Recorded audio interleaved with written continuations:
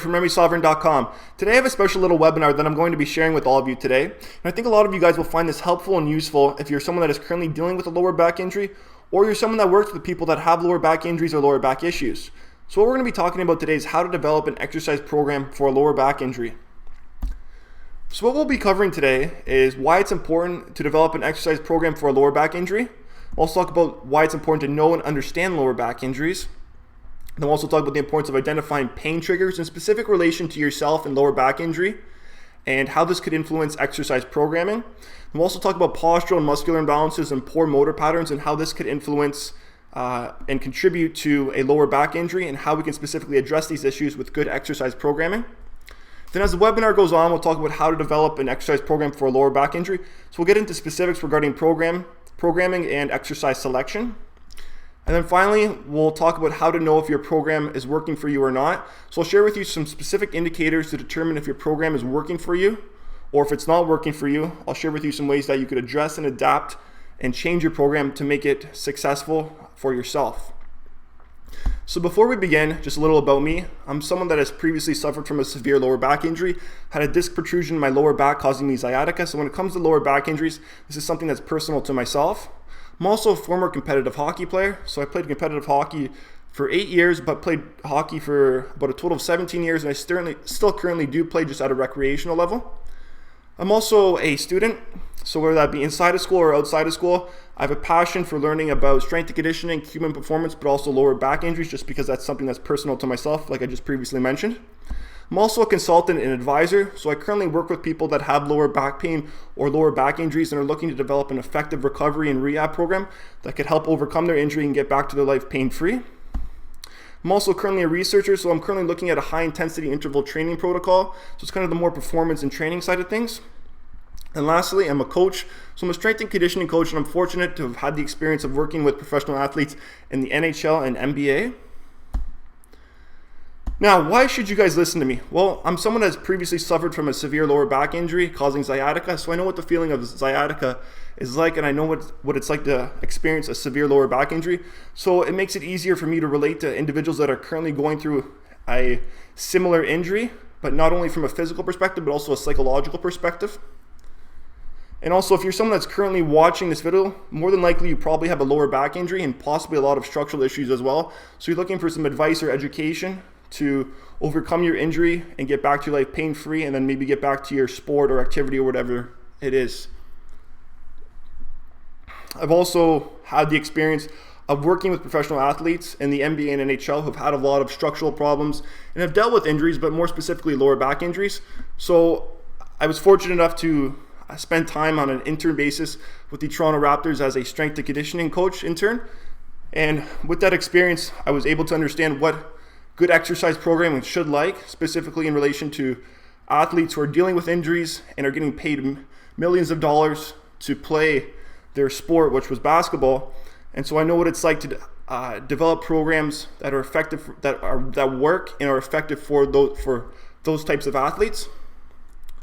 And also currently I consult and coach people that have lower back pain, most specifically spinal disc injuries. That's just because what is most familiar to myself, just because I went through a spinal disc injury. And also after making a recovery from a lower back injury, I've been able to get back to the gym and hockey and do a lot of the things I love after I had to cut that out for a long period of time. So moving on, so why is it important to develop an exercise program for a lower back injury? Well, the key thing about developing an exercise program for a lower back injury is we're trying to help an individual return to their sport activity or normal life pain-free, which would be one of the primary goals, if not the main goal of the program. We also are looking to address muscular and postural imbalances, so reducing the risk of future injuries, correcting poor motor patterns, which can contribute to lower back issues, lower back pain. Also educate individuals about their injury and what they need to do. So educating individuals about the movements and exercise that they should be doing and shouldn't be doing in order to make an effective recovery. Also ultimately to help take an individual out of their pain and reduce their symptoms as they progress through the rehab and exercise program. Also preventing future injuries, so we don't want a future injury to occur after they have already made their recovery from their initial injury. And then ultimately improve performance. Now, the importance of an individualized program. So having an individualized program is important because we're addressing the specific needs and requirements of an individual for the lower back pain, for their lower back injury, and for their lower back pain. So a generalized program will not work, guys, just because the thing is, when you consider an individualized program, everyone's lower back injury is going to be different, and we could look, and that's going to depend on the type of injury, the type of pain they're experiencing, the severity of their injury. So therefore, the exercise program needs to be, the way it's designed, it needs to be created to address those specific needs for what that individual needs to be addressed and whatever weaknesses or imbalances that may exist. And so when it comes to generalized programs, they're not effective for lower back injuries. So oftentimes you will see maybe certain practitioners, whether that's maybe a doctor, maybe a physiotherapist, chiropractor, they may just hand a patient or client a sheet of stretches or exercises to do without actually rationalizing why they should do it. And then oftentimes a lot of these stretches or exercises could actually make things worse.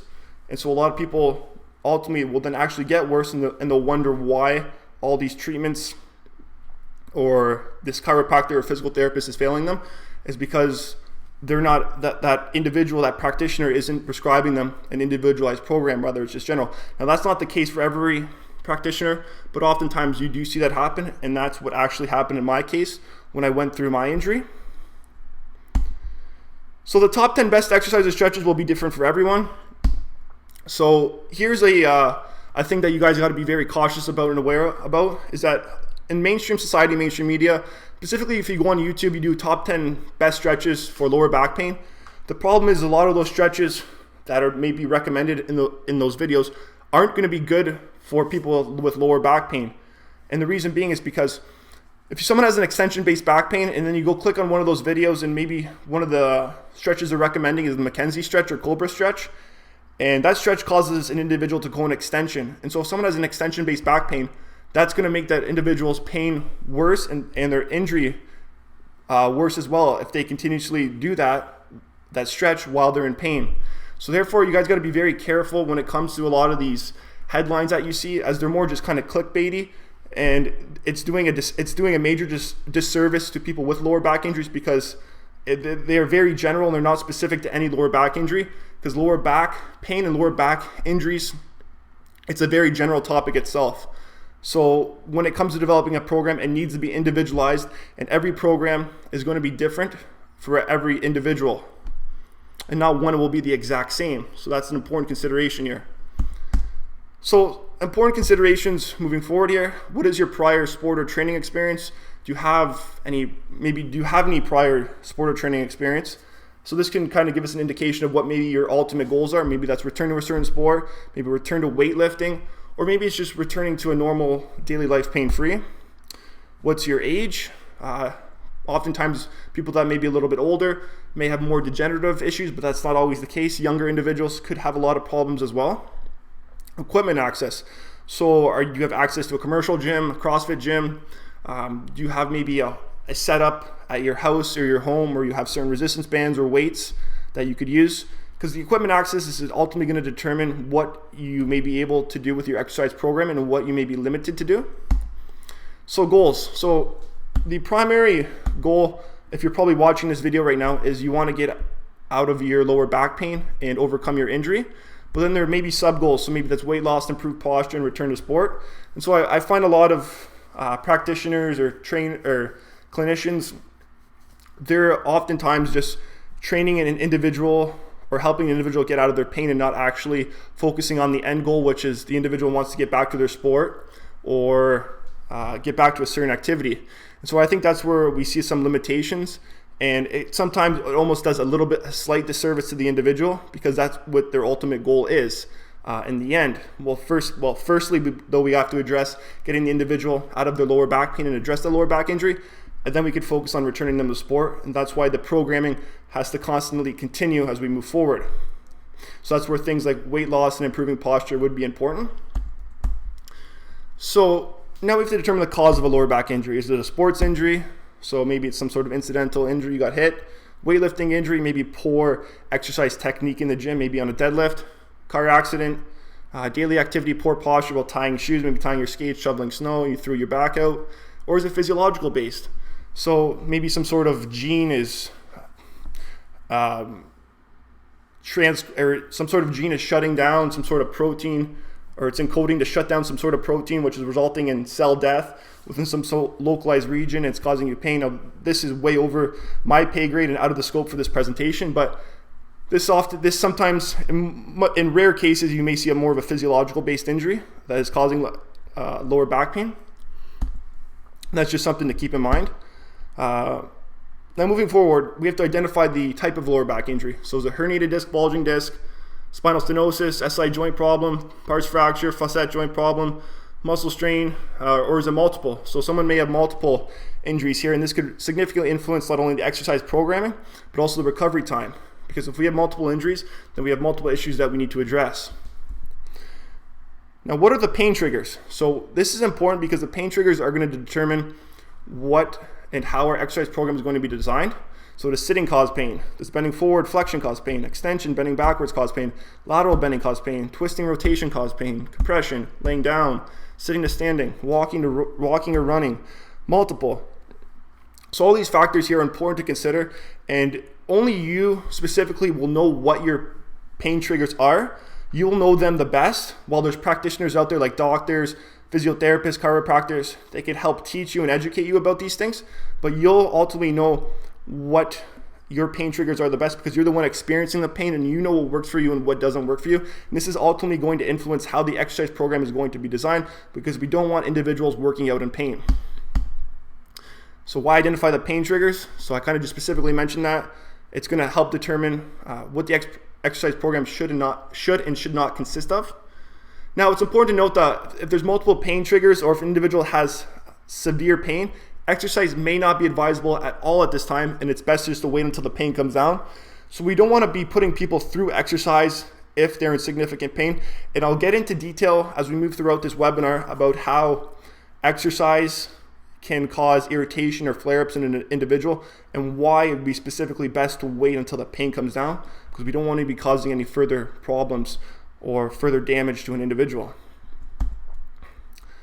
So now the importance of identifying postural and muscular imbalances. So why would we want to identify this is because postural and muscular imbalances and even poor motor patterns, they can increase the injury risk associated with lower back injuries. And it could be in part why a person has a lower back injury or lower back pain to begin with. And so this would be really important in the exercise program, but more specifically in individuals looking to return to their sport and prevent future injuries from occurring and also improve their performance. So we'll get into specific details. We'll go through some specific examples. We'll look at forward head posture, depressed shoulders, anterior pelvic tilt and posterior pelvic tilt, lateral core stability, anterior core stability, rotary stability, walking patterns, and then leaning to one side constantly. So we'll look at 6 specific examples here to help give you a gist of how exercise programming should look like and how we can address these certain topics with regards to exercise programming. So first example here, we have an example of just forward head posture. So picture on the left is just a picture of me, and I'm exaggerating my forward head posture, but the point that I'm trying to make here, guys, is as you can see, my head is much more forward in regards to the way the alignment of my spine. And what this would ultimately do is it's going to cause more compression onto the spine, specifically within the lower back. So as we transmit force through our spine, whether that's doing a dynamic task or just holding weights or carrying weights, the forces will not be transmitted as efficiently because we're moving out of a neutral position. And then we can see on the picture on the right, my posture is slightly better. I still have, well, it's actually a lot better, but I still have a slight forward head posture going on here. And this is kind of the posture that I sit in, or posture that I currently sit in kind of now. Then moving on, so we can see kind of more of this is more of just a full body view of forward head posture here. And what you can kind of see is the angle now. So as you can see, as my head is forward, the neck and upper back region, you can see there's some rounding going on. And now we're changing, obviously the spinal alignment now has changed, and this is going to alter the compression forces or the forces that are transmitted through our spine, which can lead to significant problems down the road of the longer we stay in a postural position like this. So oftentimes you see people that sit at a desk all day and their heads are poking forward or they're leaning into their computer screens, or even people just working out at the gym, you often see a lot of this forward head posture occurring all the time. And this is how people kind of develop that, because what ends up happening is the protractors of our neck end up getting stronger as opposed to the retractors. And so then we have a muscular imbalance that has developed. And so that's something we would have to consider and we would want to address with exercise programming. Then on the right here, we see a much better postural position than on the left. Still, it's not perfect, but it's much better, as you can see by the spinal positioning. So here are some types of standing postures. So what we can see is that we have lordosis, kyphosis, flat back, and sway back. And so all four of these here, we can see there's some sort of influence with regards to the neck or head moving forward. And so like I mentioned, guys, as the head or neck moves forward, we get into that kind of that forward head posture, or the neck is moving forward, we change the spinal alignment. So you can see the alignment of all four of these spines have changed. And so therefore, when we go to transmit force through our spine, it's not going to be transmitted as efficiently. And you could just look at the comparison to the neutral spine on the far left here, as that's how our spine should look like, neutral and balanced, in order to kind of transmit that force effectively. Because if we're not able to transmit that force effectively, we can cause more wear and tear on our joints over time, and we get imbalances, and that's how injuries can be created at a much more rapid rate. Example number 2, depressed shoulders. So here's just a photo of me. So I have a slightly depressed right shoulder, which you can see by the red lines here when you kind of match them up with each other. So the slope is much more different when you compare the right and the left. So my right is slightly tilted downwards as opposed to the left. And that you can indicate it by that, the red line just moving from my right to left shoulder. You can see the difference. But you could also look at my shirt. So I have a V-neck shirt. I'm wearing a V-neck shirt here. And you can just see how it's fitted. So this is something that I often look for in individuals just as an assessment. If they're wearing a V-neck shirt, to see how it's fitted. As you can see, the left side is fitted much more better, but on the right side, it kind of sags down a little bit. And that would right away would be a first indication that someone has a depressed shoulder, and they may have maybe some slight scoliosis occurring. And something like a depressed shoulder can be caused as a result of someone always carrying weights or load within one arm. So within specifically their dominant arm. So my right arm is my dominant arm. And so, growing up, I always would carry things with my right hand, right arm, just because that was my dominant side. And so that can kind of lead to this imbalance occurring over time. And so now I'm obviously aware of that, and I try to carry things much more with my left side as opposed to my right. And so there you can kind of see the difference there. So looking at scoliosis now, we can look at the shoulder leaning down to one side. So here it's the left side, the shoulder's slightly dipped as opposed to the right. And what that is causing now is scoliosis of the spine. So if you look at the spinal alignment now, it's kind of it's zigzaggedy. And so when we transmit force, whether that's through carrying a load or just running, it's not going to be transmitted as effectively. So certain joints are going to take more stress than others. And therefore we can get a significant damage potentially over time to certain joints, and the wear and tear will increase rapidly of a result of us being in this kind of spinal position. Moving on to example number 3, we have anterior pelvic tilt and posterior pelvic tilt. So here's just a photo of me. I do sit in a slight anterior pelvic tilt. Now in this photo here, it's a little bit more exaggerated. So what ends up happening is the pelvis tilts anteriorly. And what ends up happening is the butt sticks out. As you can see, your butt will stick out. And this is just usually a result of maybe your hip flexors being short, your anterior core maybe being weak, glutes may be shut off, and then there could be problems with the hamstrings as well. So something that usually will take time to develop if you're constantly maybe sitting, doing a lot of sitting all the time, or maybe if you're someone that's an active runner or a hockey player or something. Now we have, on the right, we have posterior pelvic tilt, which is where the pelvis is tilting posteriorly. And with regards to posterior pelvic tilt, this could make someone more susceptible to a disc-related injury, and I'll get into why in the next slide. So I'm just kind of exaggerating to show you what kind of a posterior pelvic tilt looks like. Looks like. As you can see, my back is kind of flat in this picture. Now it's important to note, so anterior pelvic tilt may make someone more susceptible to extension-based back pain, because people often with anterior pelvic tilt, they stand in these extension-based postures all the time, and that could lead to maybe facet joint problems over time. Posterior pelvic tilt may make someone more susceptible to a a spinal disc injury such as a herniated disc. And so we'll get into a little bit more detail in this slide here. So if we look at lordosis and kyphosis, so we have anterior pelvic tilt going on in both cases here.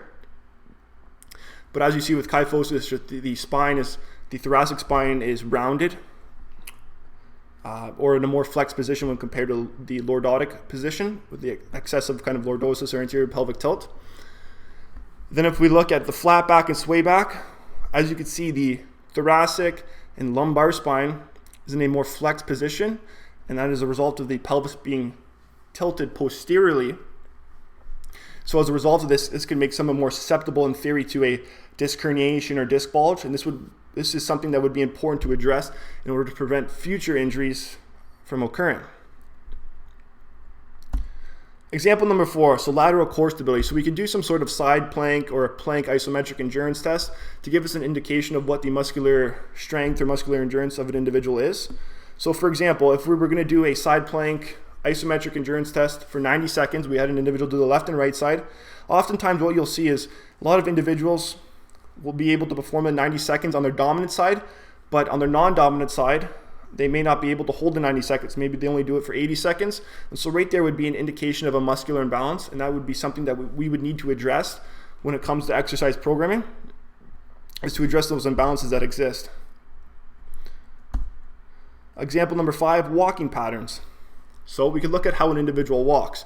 So here I just have a video of me walking, and I'll play it. What I want you guys to look out for is if you guys notice or see anything that is going wrong, and then I'll explain as I play it the second time what is actually going on.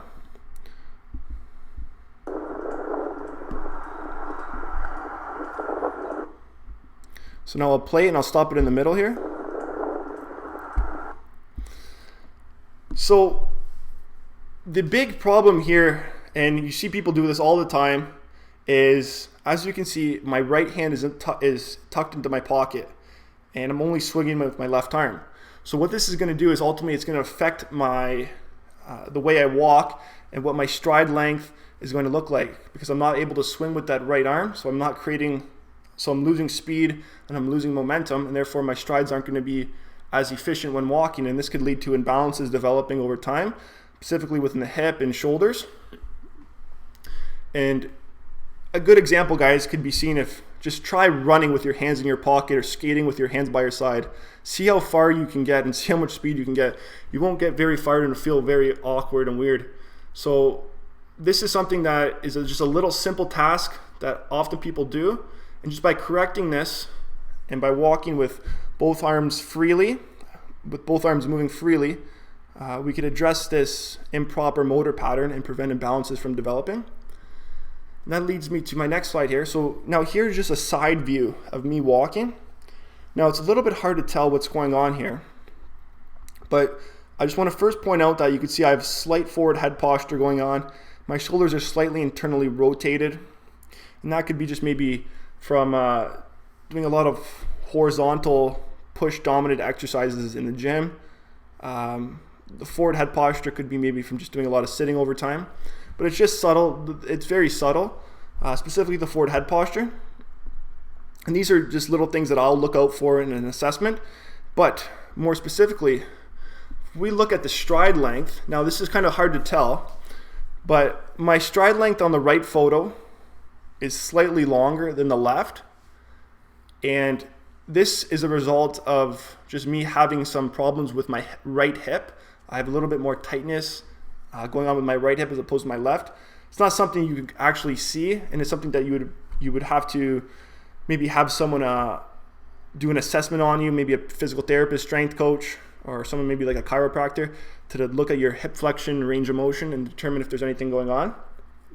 I just know this from myself because I know I have hip issues when I go to stretch. I'm more flexible on my left side as opposed to my right. And you can kind of even just do a little self-assessment on yourself. If you do some sort of knees to chest stretch where you're lying on your back, just see if you could pull one more, see if there's a more of a restriction on one side than the other, and this could maybe indicate that you have an imbalance occurring. And so what ultimately has ended up happening with my hip here is that I can't bring it forward as efficiently as my left, so my stride legs on one side just slightly. It's just very subtle, but it's a small thing. That's something that I personally look out for when addressing posture and looking to address imbalances within people, because that will help ultimately determine how an exercise program should look like and how it should be developed. Now, example 6, so this is the final example I go through. So leaning to one side constantly. So you see people doing this all the time. They lean to one side constantly, and you can see on the photo on the left, I'm just leaning to one side, and my right hip is dropping here.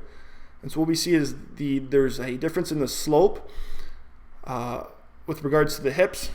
And what this is going to do is, as you do this consistently over time for a long period of time, you're going to not only develop one side more than the other, but you're also going to stress one side more than the other.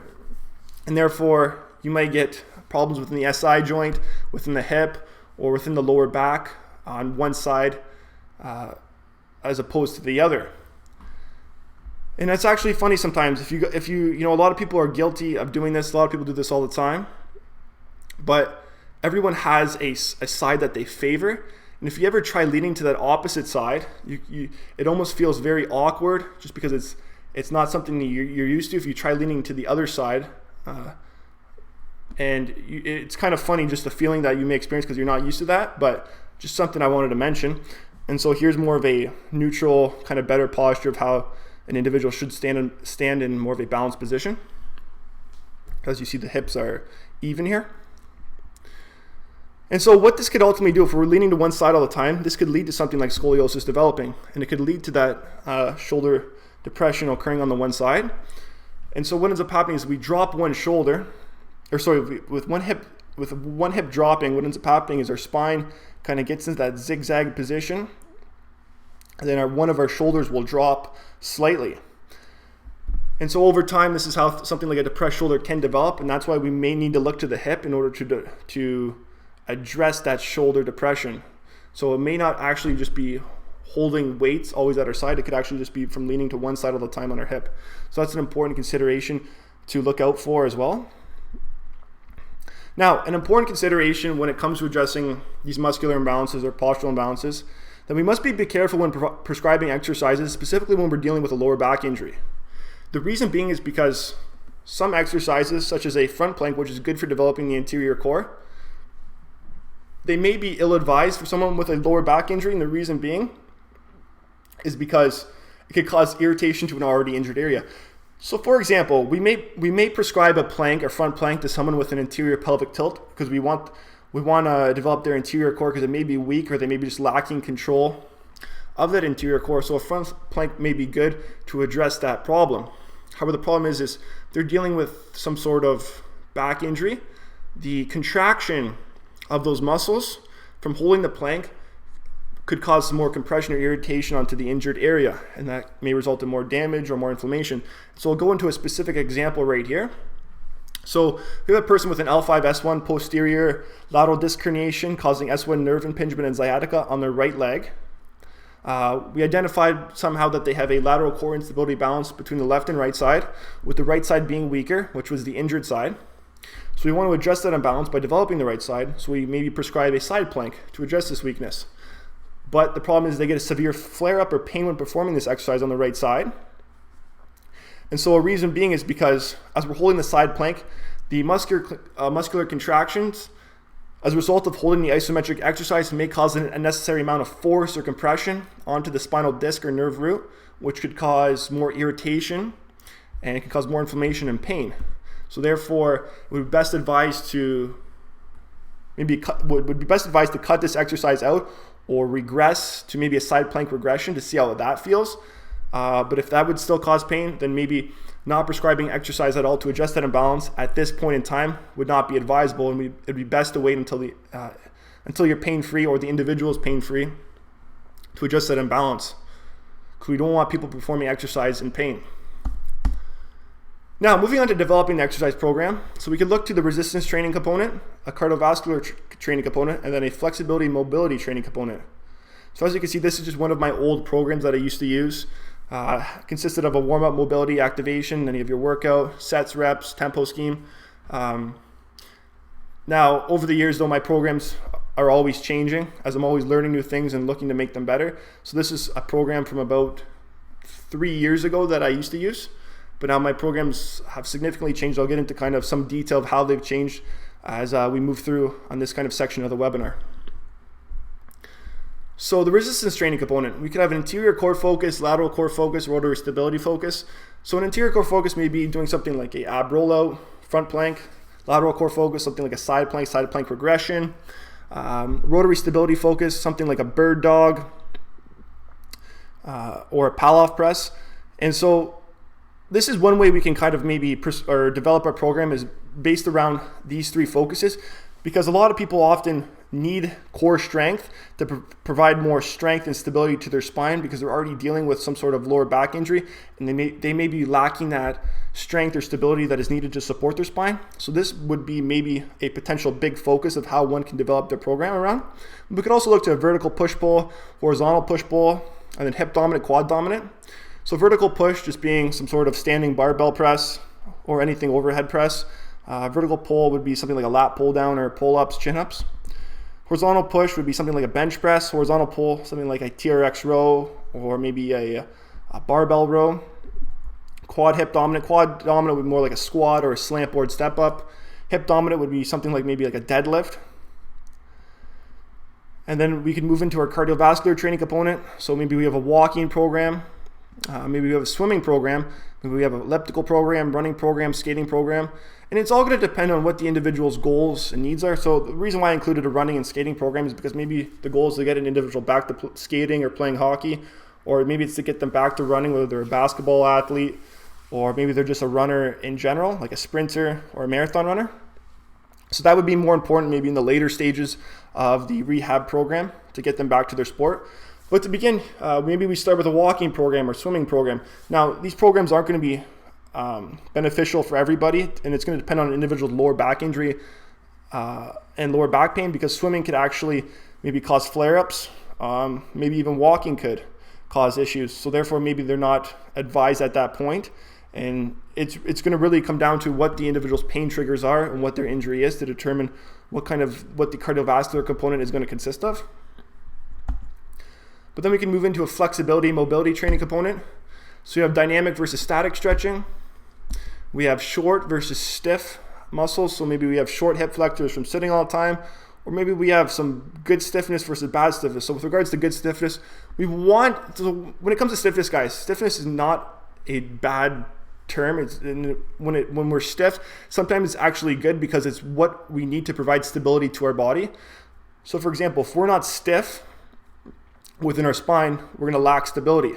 So that's where maybe good stiffness comes into play. But we could also have bad stiffness, which there's certain areas within our body that need to be mobile in order to move effectively and properly. So therefore, we want to get rid of some of that bad stiffness. So that's going to all depend on where the stiffness is occurring and the purpose of having stiffness in those areas. And that's going to depend also on the individual sport and activity. But we can also look to maybe like a foam rolling or some sort of massage-based program where maybe we're doing some foam rolling or lacrosse ball, mobilization techniques, maybe to improve circulation or improve mobility.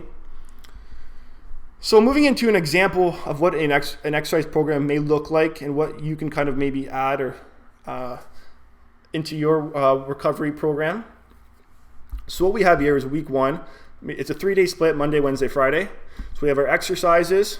We have a list of 6 exercises, and then we have a stretching mobility program at the bottom. But then we have a rep scheme, set scheme, load, time under tension, and just to go through this quickly, eccentric, which would be if we took a bench press, for example, if we're doing a bench press, the eccentric would be the lowering phase. So we're lowering the bar for 3 seconds at a rate of 3 seconds. So this number might be more important, and we might want this number higher if we're looking to elicit muscular hypertrophy. However, if we're looking to elicit maybe muscular strength or speed, we want this number low. Then we have the pause phase. So this would be the isometric pause at the bottom. So this is maybe holding the bar just above your chest, holding it for an isometric contraction for 1 second.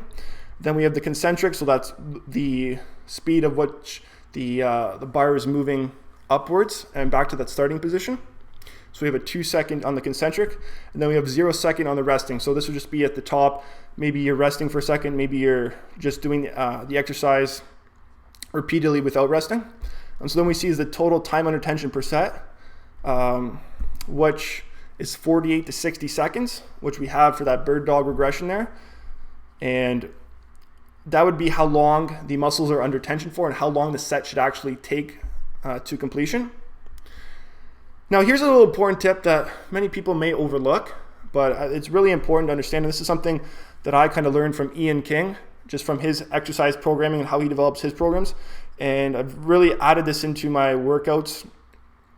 And I think this is an important concept that often gets overlooked, and it's very important.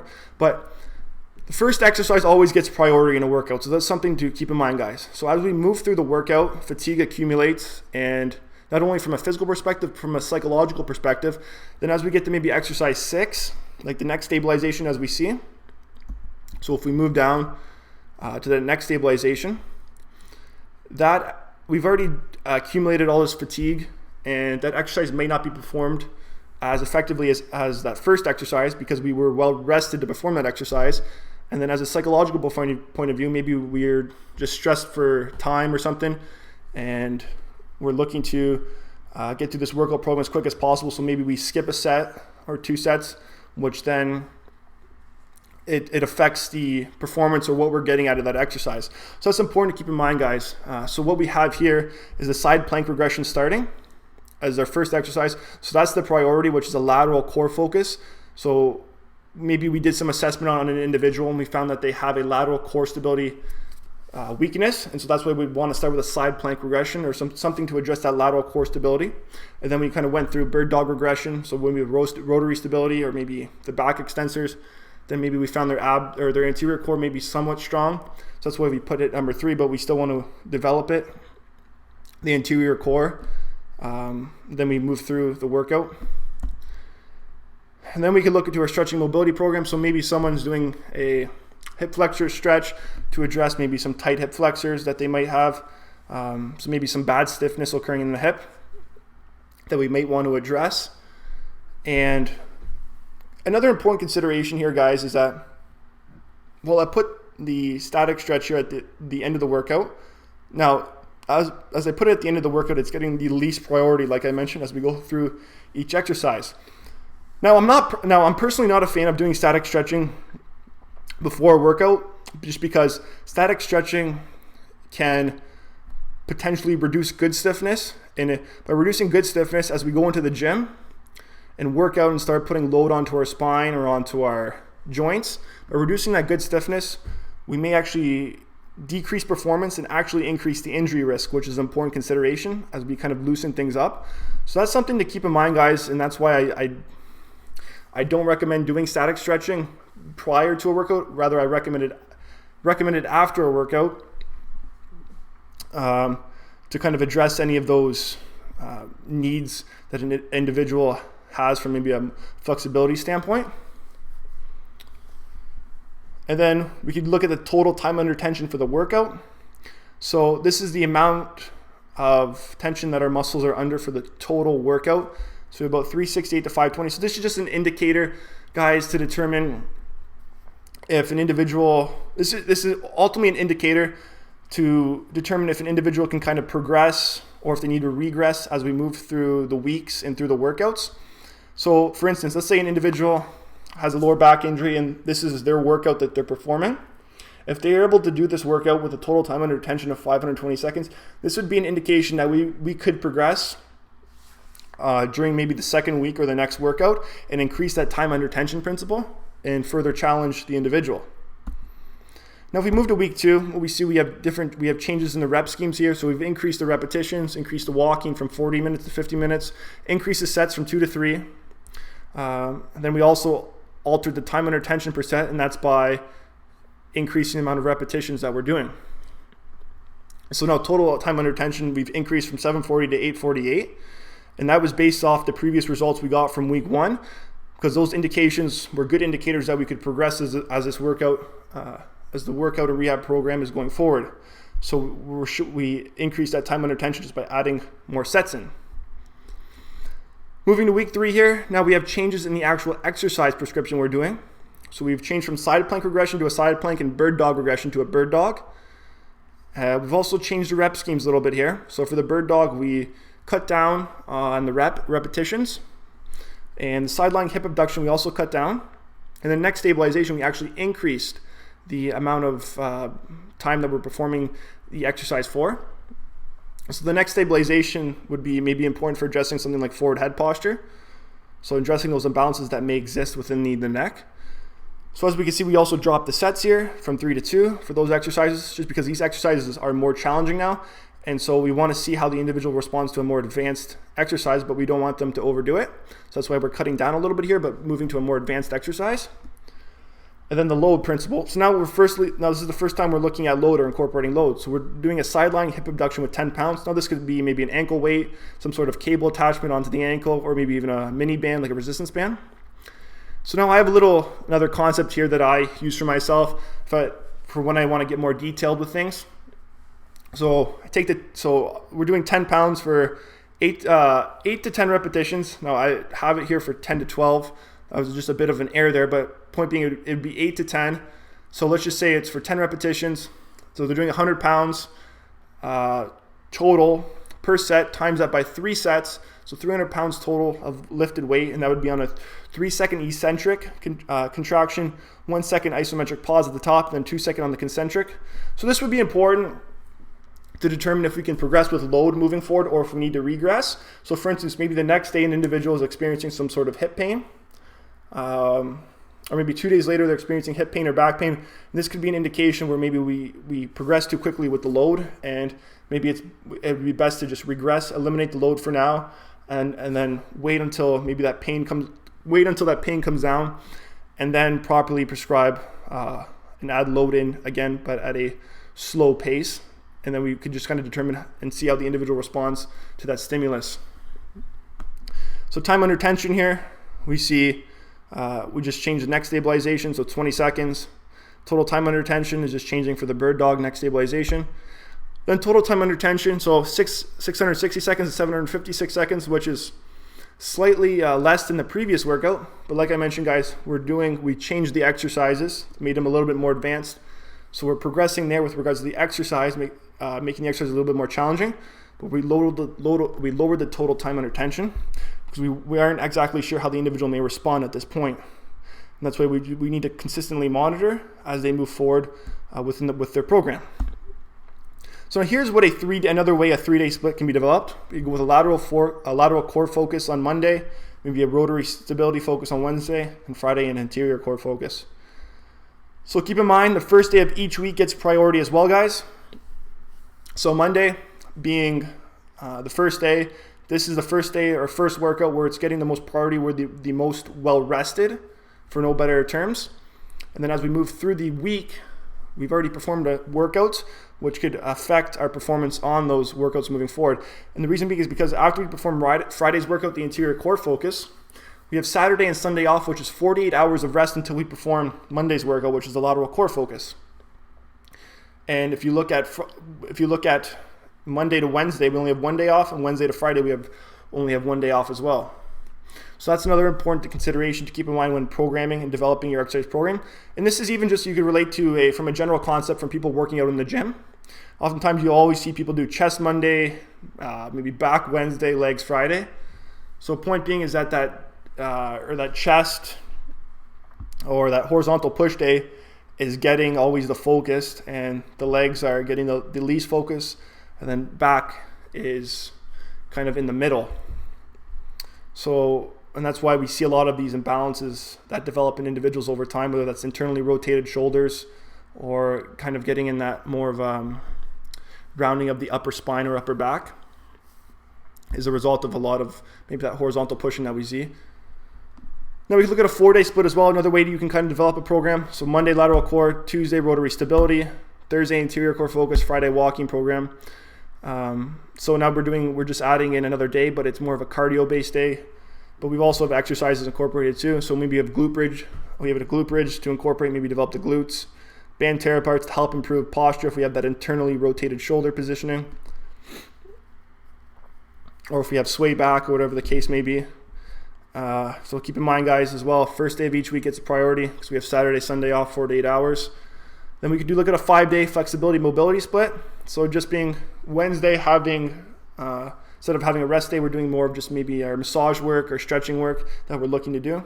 So we contribute one day to just all stretching and foam rolling.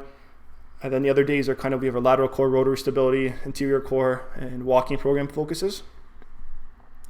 So now here's a program where, let's just say we progress to week 16 now, the individual's pain-free, and now we're working on getting them back to weightlifting in the gym.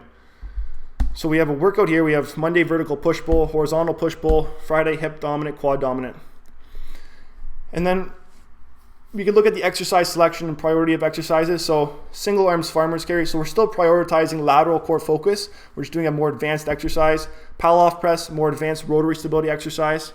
And then stir the pot, which is a rotary stability, which is also a rotary stability focus, but also an anterior core focus as well. So maybe we want to hit a little bit more rotary stability as well, because the individual may have determined through an assessment a few weeks prior, maybe a week 13, week 14, that they're lacking a little bit of rotary stability that we want to address still, in addition to the lateral core lacking as well.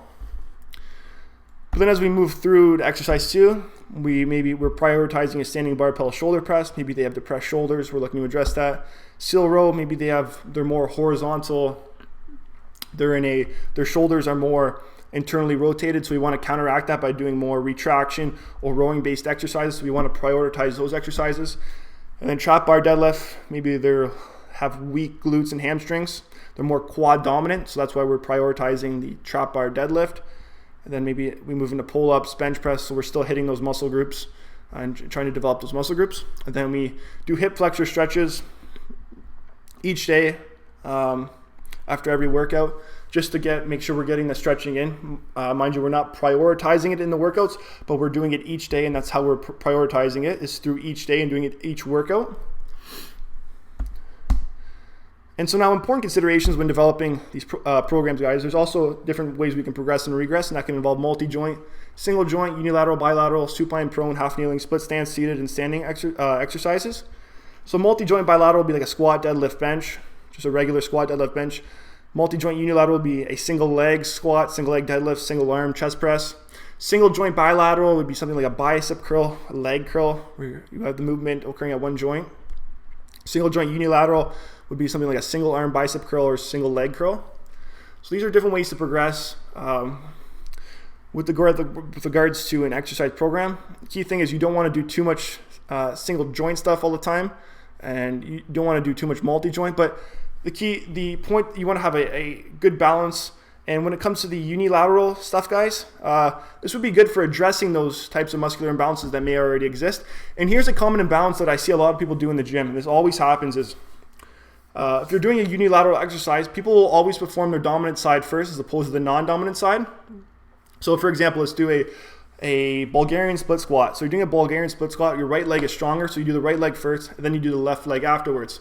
What ends up happening is that after you perform the right leg, fatigue is already accumulated, so your performance is going to decline on the left side, or it's not going to be as efficient as the right side, and therefore you get imbalances developing within your legs. And so that's another important consideration as well, guys. Then we can also look to laying down to standing, so maybe like a glute bridge hip thrust to deadlift progression. So depending on the individual's lower back injury, maybe we want them to start in a laying down supine prone position, just because there's less compression on the spine in that position. And then we may progress them to a standing position, which may be a deadlift, where we progress them to as we move through the program. So some more important considerations. Whatever your program looks like, it must be constantly monitored daily and changed accordingly if necessary.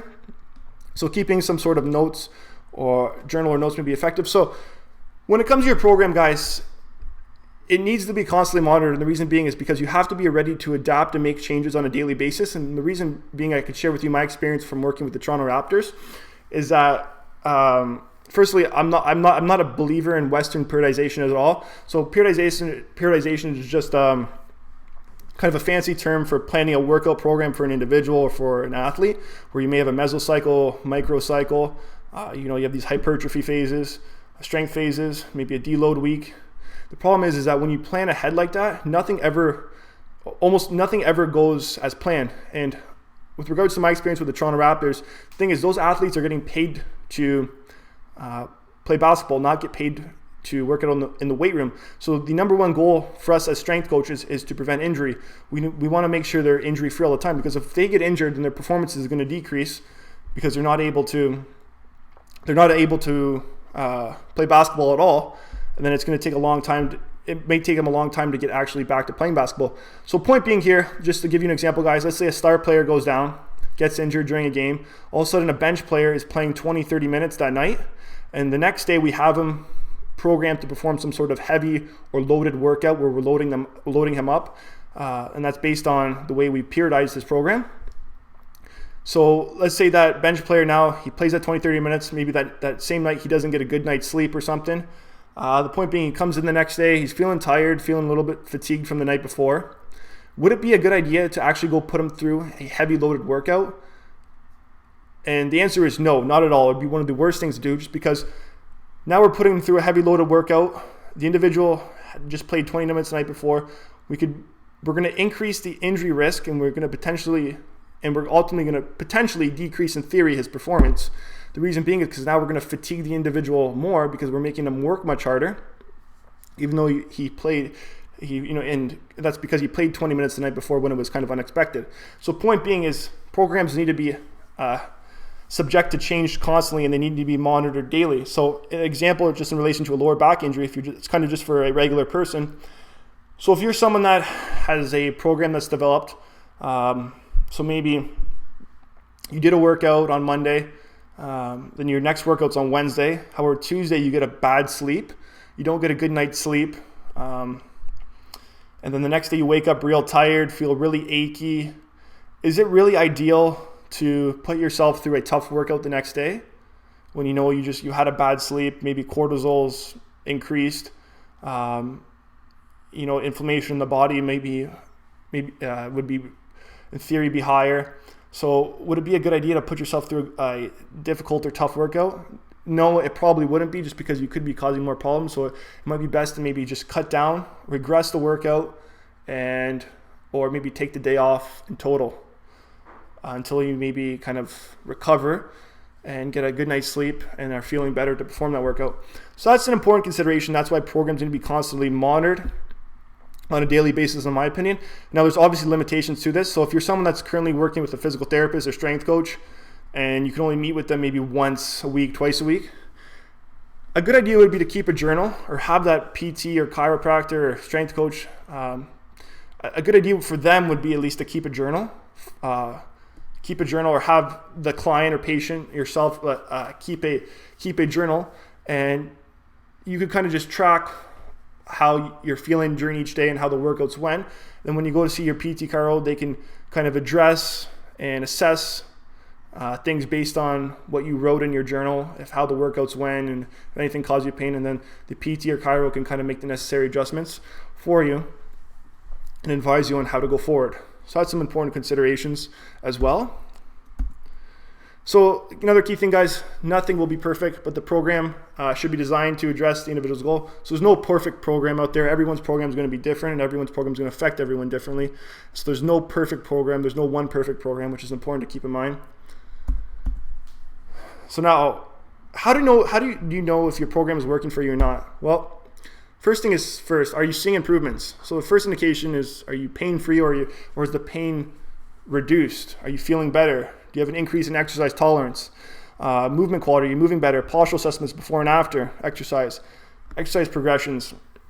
Are you back to deadlifting? Are you back to playing hockey? These are all little indicators or indications that your program is actually working for you, because it's getting you back to your goals and what you want to do. And so probably the biggest factor would be pain-free. How do you feel? Do you not experience pain anymore? Or has the pain come down? That would probably be the first and big indicator, in my opinion. But then we have other indicators as well to determine if we're actually making progress or not. And so if not, though, then this would be a strong indication that changes need to be made to your program. So if things are not working for you, this is where you would have to look to your program, look at what's not working for you. Maybe it's the time under tension principle. Maybe you did too much. Maybe the exercises are too challenging, so you need to go to maybe a regression, maybe cut out exercise. Maybe you're doing too many sets, cut on the sets. Maybe the load is too high or too heavy that you're doing, so you need to cut down on the load. So all these factors need to be taken into consideration. That's why I include in my programs those principles: total time under tension per set, total time under tension in total for the program, the load as well. I take into all those little details because I want to know exactly everything's going on, and I want to have all the specific details when it comes to monitoring an individual, whether that's an athlete or someone with a lower back injury, in order to determine how their recovery program should be,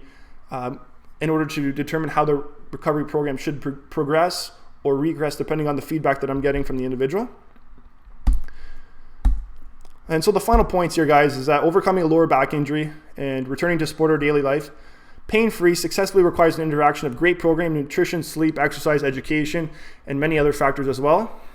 So it's kind of more of a holistic approach, guys. Exercise program is just one factor, and there's a combination of factors to actually help an individual get back to where they want to be.